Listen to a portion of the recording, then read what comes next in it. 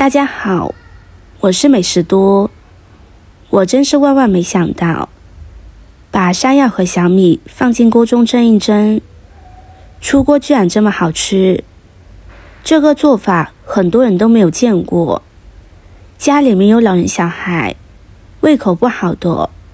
那一定要试试这个做法。快一起跟着视频来看看是怎么做的吧。小米是常见的一种粗粮，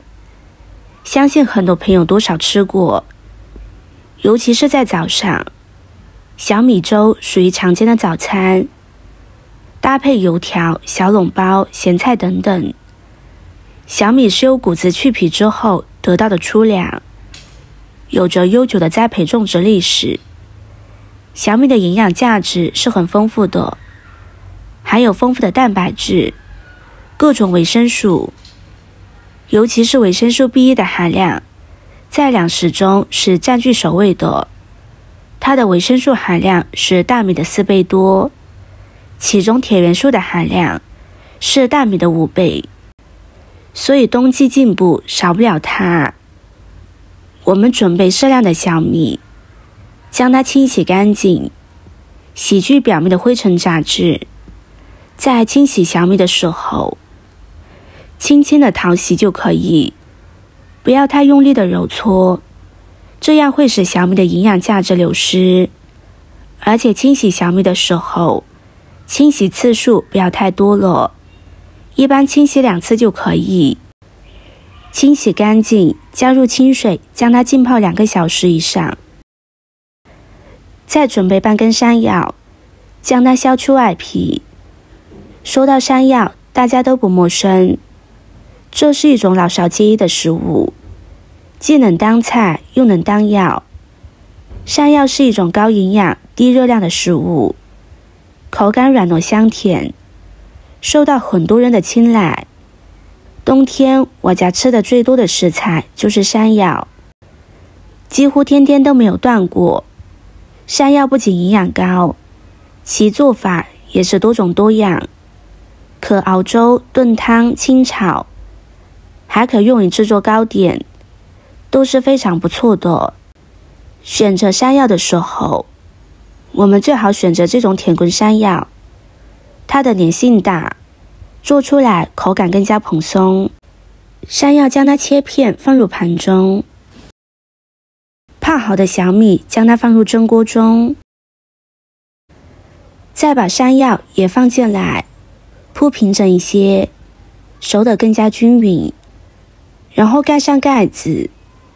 把山药和小米蒸熟。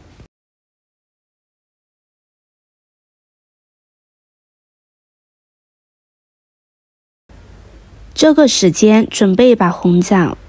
加入清水，把红枣清洗干净。红枣也是我们生活中经常吃到的一种滋补食品，有不少朋友喜欢把红枣当作小零食来使用。红枣不仅营养高，而且口感香甜，日常生活中多吃它好处是少不了的。清洗干净的红枣，用剪刀剪成小块，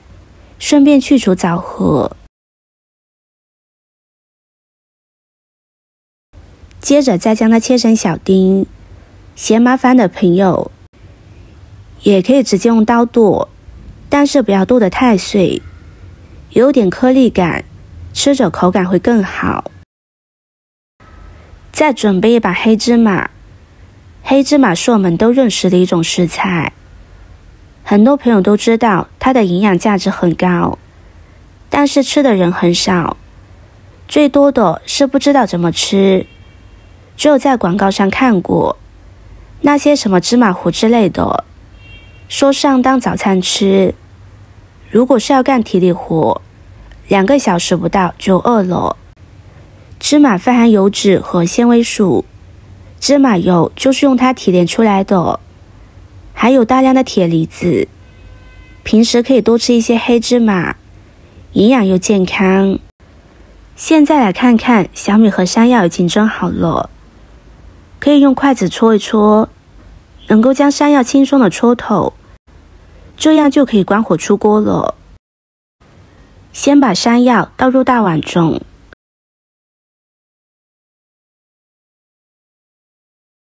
再用一个趁手的工具将山药碾成山药泥，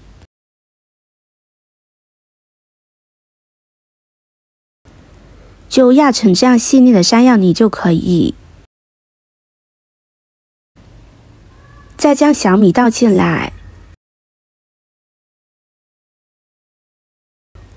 往里边加入适量的普通面粉，再加入3颗酵母粉，将红枣和黑芝麻也一起加进来，再往里边加入适量的纯净水，这里大家也可以把纯净水换成纯牛奶，这样做出来会有股奶香味。用筷子搅拌均匀，水的量大家少量多次的添加，觉得太干了就加一点水，太稀了就加一点面粉，将它搅成面絮状，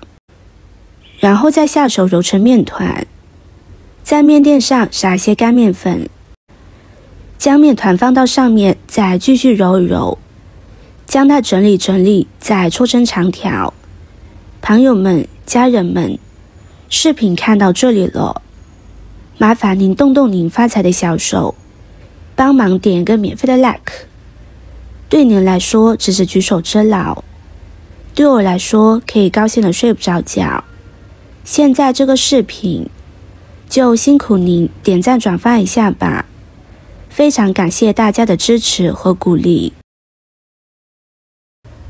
然后用刀将它切成大小均匀的面剂子，